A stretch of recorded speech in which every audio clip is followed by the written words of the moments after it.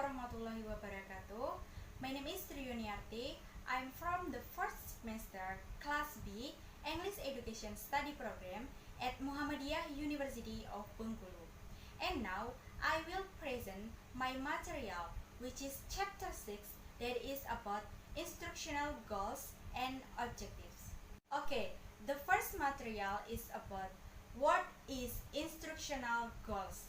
Instructional goals is a general statement about the ultimate intention of the instruction.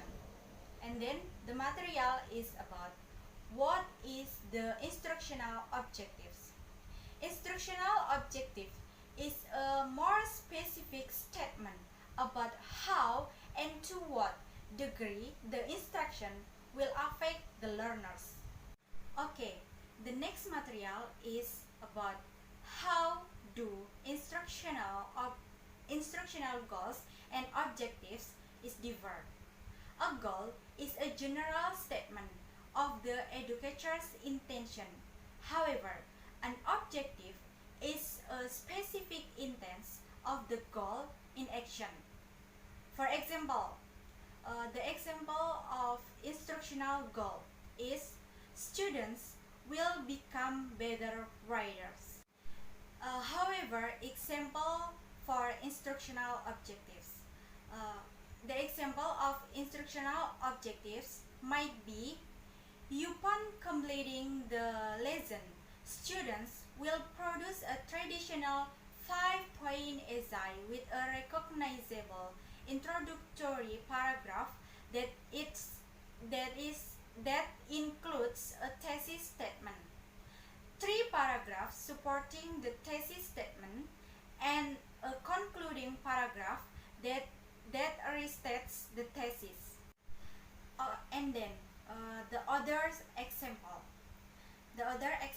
of goal.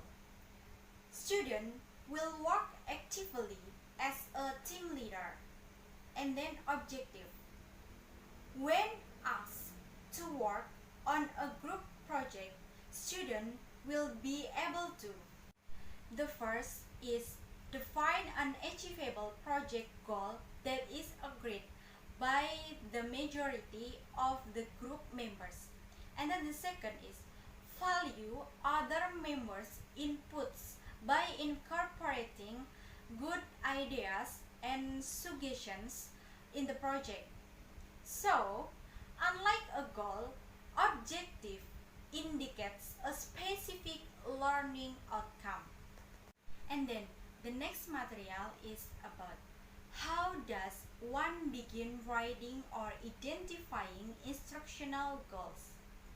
Popular approach to setting goals and objectives. The approach to developing learning objectives most often used by instructional designers was created by Robert Major. Major's approach is designed to generate performance objective and is inextricably connected to behavioristic instructional design applications. Major recommends using the components in writing learning objectives. The first is action. Action is identify the action the learner will take when her or she has achieved the objective. And then the second is condition. Condition is describe the relevant conditions under which the learner will act. And then the third is criterion. Criterion is specify how well the learner must perform the action. According to Major, a learning objective is a description of performance you want learners to be able to exhibit before you consider them component. And then the second approach is from Dick Carey and Carey, 2009, and Smaldino, Lauder, and Russell, 2012, take similar approach, focusing on the action, conditions, and criteria. Dick et al. 2009 suggests the goals and objectives are determined through one of two approaches. They are either prescribed by a subject matter expert or SME, or they are determined by a performance technology approach. SME is may be called on to work with the instructional designer to articulate the appropriate goals and objectives for an instructional design project. Instead of having an SME prescribed goals and objectives, a performance technology approach divides them from the data gathered during needs analysis. According to Dick et al., once the goals are established, a subordinate skills analysis should be conducted in order to determine the specific performance objective for the instruction. And next, the third approach is from Smaldino et al. 2012. Also classify learning as belonging to one of four domains: cognitive, affective, motor cycle or psychomotor, and interpersonal. It is the interpersonal domain classification that is unusual about SCAM. Skills that are people considered, such as teamwork, administration, and salesmanship, are spared from the more traditional cognitive, affective, and psychomotor domains and are given a place their own. And then the fourth approach from Morrison, Roas, and Kemp, 2007, discuss the idea of terminal and enabling objectives. A terminal objective is the major objective for an instructional intervention. The terminal objective explains the overall learning outcome. The enabling objectives are supporting descriptions of observable behaviors or actions that indicate the terminal objective has. And the last approach is from Heinisch, Mollens, Russell, and Smaldino, 2002, describe the ABCD of well-stated objective. ABCD stands for audience, behavior, conditions, and degree. Audience is identify and describe the learners. Behavior is describe what is expected of the learner after receiving instruction. And then condition is describe the setting and circumstances in which the learner's performance will occur. And the last is degree. Degree is explain the standard for acceptable performance. And then the last material is how does one create instructional objective.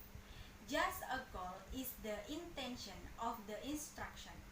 An objective is the intent outcome of each instructional activity. The intent outcome can be described as what the learner will be able to do upon completing the instruction. Determining intent outcome in advance is an important step in the design process if student success will ultimately be measured against some standard or specific evaluation criteria. Clearly stated instructional objectives also make it easier for a design team to produce instruction that meets with the approval of everyone involved. It is critically important to keep in mind that a well-stated instructional objective description observable or measurable action performed by the learner. The objective should describe what the learner might be observed doing that he or she could not do prior to the instruction. It would be difficult to discuss creating instructional objective without making reference to uh, Bloom's taxonomy or Bloom, Engelhardt, First, Hill, and Kurt-Wohe 19, 19 and 56. For 50 years, Bloom's taxonomy has been used by education as a common point of reference for setting instructional objectives.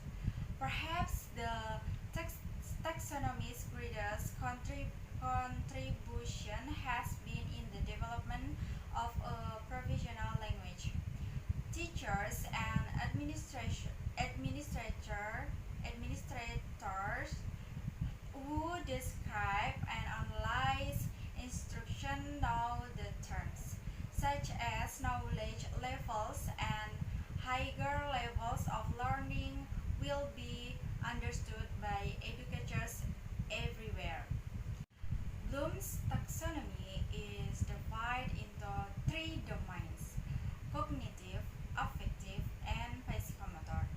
It is the cognitive domain that is most often used by educators, no doubt because cognition is most often the focus of formal education. The headings of Bloom taxonomies can be used to write performance objectives. Objectives that begin with praise such as student will know, student will first evaluating the value of a material for a given purpose, and then synthesizing sometimes uh, new from given material, and then analyzing material by the breaking it down into its component parts to understand its organizational structure, and then applying learned material in new and connector contexts, and then comprehending new material, and then knowing the last is knowing previously learned material. Okay, enough about my material today, and thanks for your attention. Wassalamualaikum.